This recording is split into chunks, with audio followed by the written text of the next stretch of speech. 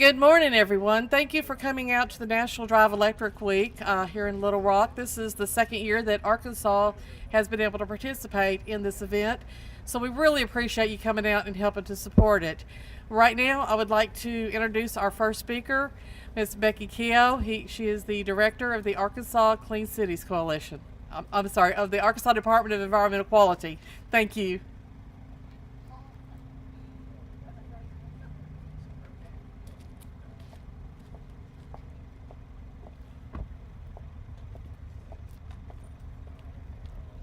Well, rarely do I get to arrive at a meeting that way, in that style. So thank you to McClarty and others for allowing me that opportunity. I did ask them to add a feature where the seat rises up a little bit for those of us that need a little extra boost sometimes. So anyway, well, good morning. We are thrilled to be here this morning.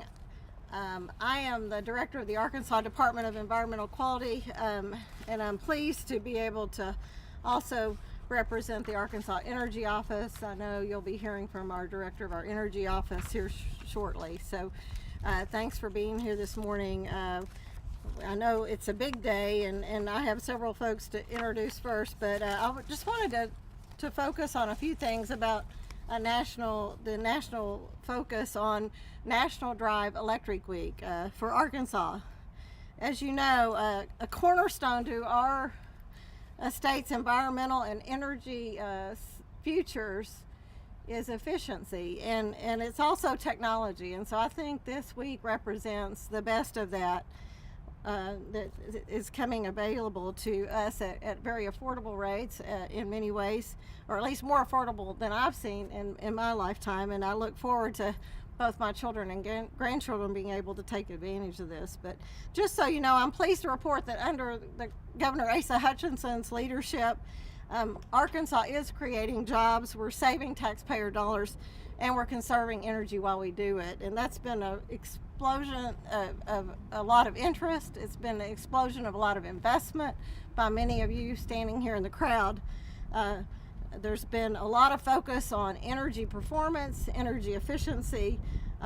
Just over the last few years through our energy office and working with folks, we've saved over $120 million in savings to the state. So great progress. So when you look at electronic vehicles, this just is a new day. There's lots of opportunity for us as citizens to take advantage of it. And we have the benefit that we'll be able to announce shortly that we're going to be announcing investments in infrastructure that's going to further support the electronic vehicle in our state. We'll be utilizing some available funds that have been made available to us through the settlement agreements with Volkswagen, but with other funding mechanisms. We hope to leverage that and see private dollars go in as well, and that joint public-private partnership lead to a successful infusion of electric vehicles for Arkansas and Arkansas citizens. So a great day today, but my main duty today is to introduce a very distinguished guest this morning, and I'm happy to do so. So I'm going to switch over quickly to the bio I have here, but I'm pleased and honored this morning to introduce to you Mayor Mark Stodola, who's arriving as we speak. Mark Stodola has served as mayor of Little Rock since January 2007, and as you know, he has made it a focus of his tenure to prioritize public safety, but also quality of life, where economic development and tourism can flourish. He's promoted revitalization, I know, in our Main Street, where low impact development of the Creative Corridor, as well as the city's state-of-the-art technology park, has invested in and leveraged that public-private partnership of over $150 million as well. During his tenure, he started the Mayor's Sustainability Commission, continues to push the city of Little Rock to be a leader in the South, as well as the nation, and I've heard that from my counterparts across the country, and as I work in Washington in my role, I've found that he really stands out as a leader among cities. So thank you, Mayor, for that. He has developed the highly successful annual Sustainability Summit and fostered new energy efficiency city facilities such as our Robinson Auditorium down the road, which did, as I understand, receive LEED Gold status. So great news on that. But anyway, president of the National League of Cities, largest organization representing America's cities and their leaders. And as president, which I know is not only an honor but a privilege and quite a testament to his the respect he garners among other mayors across the country. He advocates on behalf of many, in fact, more than 19,000 cities and towns, focusing on infrastructure, public safety, and economic development, preparing our cities for future work. So with that, I'm going to turn the podium over to the mayor. Pleased to be here this morning and celebrate such an important week in the state of Arkansas. Thank you. Well, thank you very much, Becky. Certainly, we appreciate your great leadership of the Department of Environmental Quality and your staff and what you're doing to ensure that Arkansas remains a natural state. I'm excited to be here today. I will tell you that was my second ride in a Tesla, and it's a cool car. I got to tell you, it really is. And I think Courtney's going to go hook up, aren't you? Okay. And to one of our charging stations right over here as I give my comments. Let me just say that, it is really, and what this is all about is really to gain some awareness and some public attention to the tremendous changes that are happening in transportation and the automobile industry. We are obviously using this as an opportunity to make our citizens more aware of the options that are crashing upon us in full force as it relates to our choices that we have in terms of vehicles. The Tesla that's getting hooked up right now by Courtney has a range of 285 miles, and many of the vehicles that are under development right now are going to be expanding on that capacity as well, which we find to be really exciting. We understand Porsche is working on one that's going to have a battery life of about 600 miles. And I'll tell you, these are probably a little bit more than my salary at the mayor's office can afford. But the good news is I hope that you'll take some time during this press conference to go across the way and see all of the other vehicles that there are that are electric vehicles. And there are some that are going to be very affordable. As a matter of fact, Tesla's got one right now that they're in production with. It's about $35,000. So when you're looking at new cars, I think the message should be to take a great opportunity to see what those options are. These electric vehicles are fun to drive. I mean, they are super quiet. They're high torque, even at low speeds. There's instant acceleration, and they actually perform better in the snow. And I know that with that's not always an issue for us, but certainly around the country is certainly an important issue. Actually, this car will accelerate amazingly fast. You can go from 0 to 60 in 2.9 seconds. 2.9 seconds. It's pretty amazing. What we have here today and what we have here in the city is a desire for momentum to see that we create the opportunity for more and more people to buy these kinds of vehicles. They're selling better out of the gate than the first hybrids did. There are well over 300,000 plug-ins throughout the country that have been sold, and the rate is accelerating as more and more of these cars come on the market. You should know that we have 26 charging stations in Little Rock. So there's plenty of opportunity to get fueled back up at a charging station here in the city. We've got one not only here, we've got one at our own CNG gas station over on the interstate, and we've got one on the second and main parking deck. Those are 3 or 4 of them that I know of just now that I myself, driving a gasoline engine, is aware of. So 26 charging stations. Obviously, they're very easy to charge, as you can see, Courtney hooking it up, and it's a lot cheaper. We know that the cost of electricity through EVs is much less than gasoline. It's about 5 times cheaper than fueling with gasoline, and it's much more convenient. You just simply plug in your vehicle when you arrive home at night, and it'll fill up your fill up your tank quite quickly.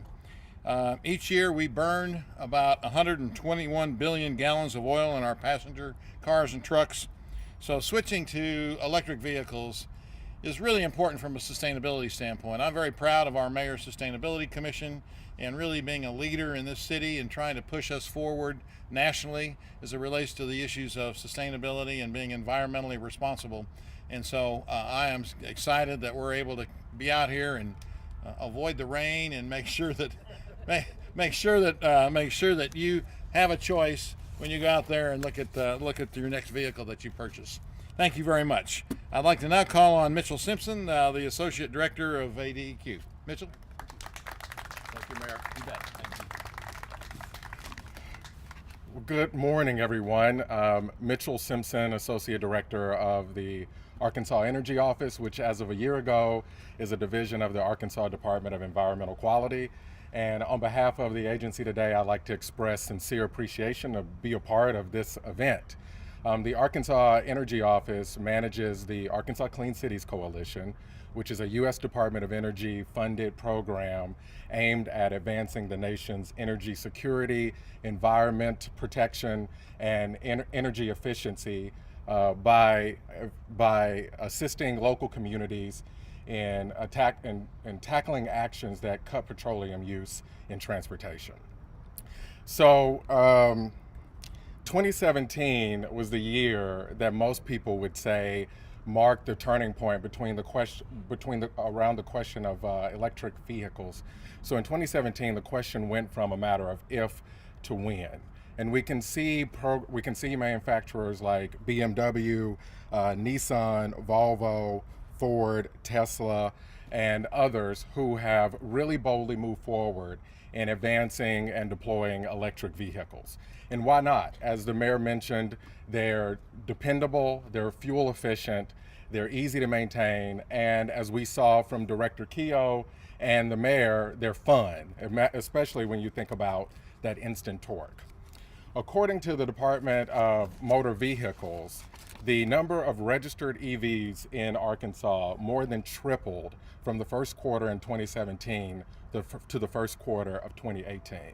And we expect that trend to continue as consumers continue to recognize the viability of electric vehicles, as companies continue to add them to their fleets, and as states continue to develop and deploy programming for EV infrastructure through funds made available through the Volkswagen settlement dollars. So again, I would just want to briefly thank our sponsors, our exclusive sponsor, Nissan, the Sierra Club, the Electric Auto Association, Plug in America, Today's Power, the Clinton Library Center, the City of Little Rock, and participating auto dealers, such as McClarty, who was careful to share, wanted me to share that they have a range of affordable electric vehicles right over there. And so as Patty encouraged me to share, please go out and talk to the EV drivers at the conclusion of this event. They've made this all possible by bringing these vehicles out here to expose you to that technology.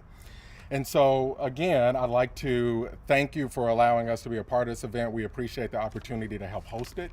And with that, I would like to bring up my good friend, JD Lowry, who is the Manager of Community and Economic Development at the Arkansas Electric Cooperatives Corporation. Thank you, JD, Mitchell. thank you. Well, I'll be quick. I don't want my hair to get too wet today, but again, it's exciting to be here today and represent the 17 electric cooperatives across the state. And so thank you for allowing us to participate in, today. I'm going to talk a little bit real quick about why this is good for the economy of Arkansas. There's two main reasons why there's a promise that electric vehicles are going to be a boon to you and our neighbors.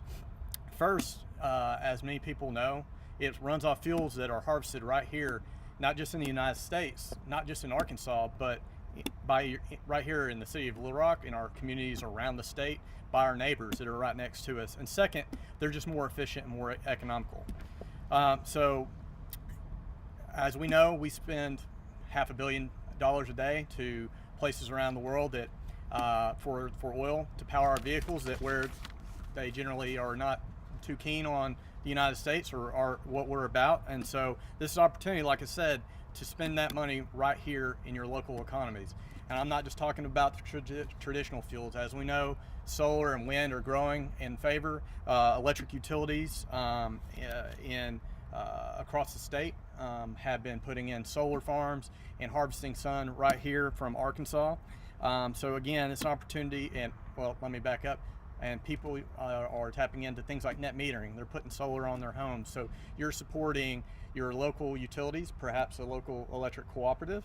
You're putting that money into the solar farms around the state, which is good for everybody. From Fayetteville to Camden to Salem to Ashley County, you're seeing more of that happening across the state. Now, a lot of people say, well, the domestic fuel issue isn't as big as it used to be because now the U.S. is a world leader in oil production due to fracking and other technologies.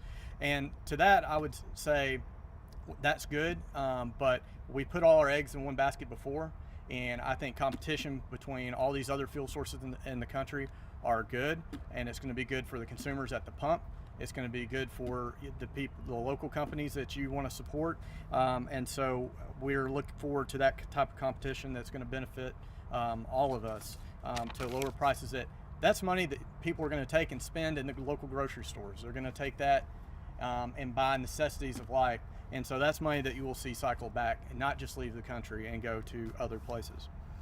And second, as has already been stated, the fuel economy is just a lot better with electric vehicles. They're even the plug-in hybrids.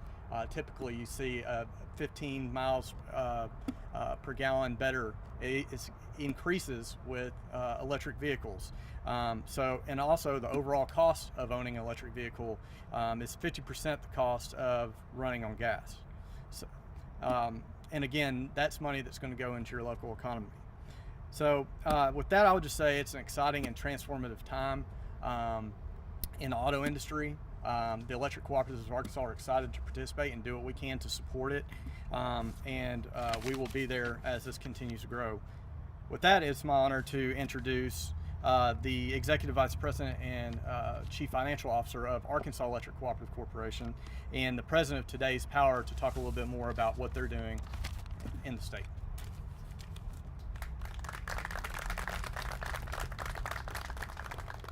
Thank you, JD. It's truly exciting to be here this morning. You don't get this opportunity very often to see not what the future is, but where we are today. And I've been with the electric cooperatives for over 34 years. And so going from a utility that only focused on one thing to seeing what the future is going to and being able to get out ahead of that is really an exciting thing. The electric cooperatives started seeing this transition occur and created a company called Today's Power. And so Today's Power was looking at a way to bring renewables to Arkansas, rural Arkansans, as well as across the country, as it turned out. That was step one. Step two is we came in and said, okay, what's the load with renewables coming on board that could be a threat to the utility sector, traditional utility sector? What does the consumer want and how can we help meet their needs? Well, that comes to helping them with electric vehicles.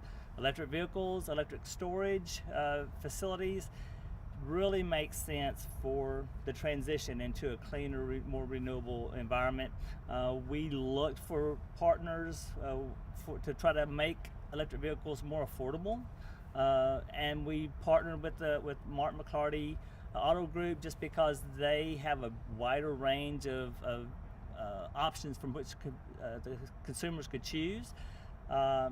So people that we want to try to make these available to you. So when we looked around and said what entities like the cities, like the counties, school districts, entities like that can't really take advantage of the tax benefits that exist, we said we can start a vehicle leasing program for those kind of entities and help them take advantage of that tax credits, reduce the cost of vehicles.